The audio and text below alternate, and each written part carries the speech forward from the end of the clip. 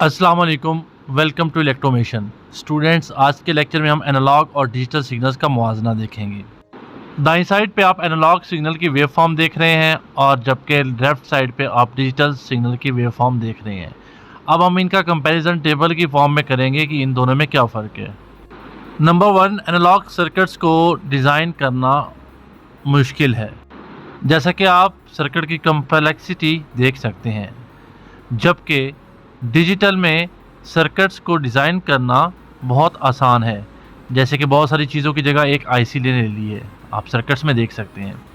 Number 2, analogue signals की voltage या current की लम्हाती वैल्यू अहमियत रखती है, यानी कि एक वक्त में जो उसकी वैल्यू है उसकी अहमियत होगी एनालॉग सिग्नल में, जबकि डिजिटल सिग्नल्स में वोल्टेज या करंट की एग्जैक्ट वैल्यू की नहीं बल्कि रेंज की अहमियत होती है, यानी कि एक वैल्यू से लेकर दूसरी वैल्यू तक किस रेंज में वो चीज़ आ रही है।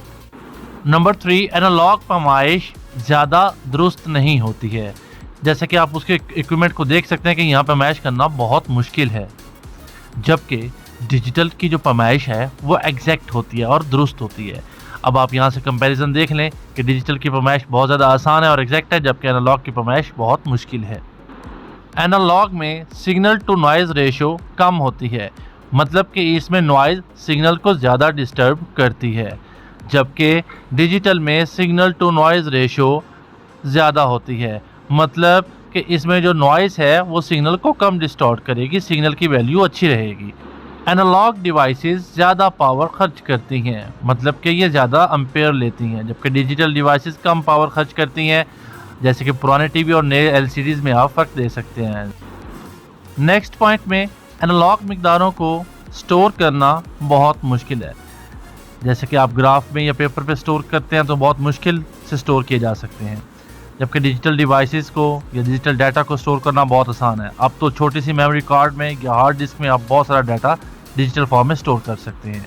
7 पॉइंट, एनालॉग मिकदारें लीनियर होती हैं, मतलब वक्त के लिहाज से लीनियर तौर पर बढ़ती हैं। जैसे वक्त बढ़ेगा वैसे ही उनकी मिकदार बढ़ेगी, जबकि डिजिटल मिकदारें नॉन लीनियर होती हैं, यानी कि वक्त के लिहाज से उस तरह नहीं बढ़ती जैसे कि एनालॉग मिकदारें उसके हिसाब से बढ़ती हैं।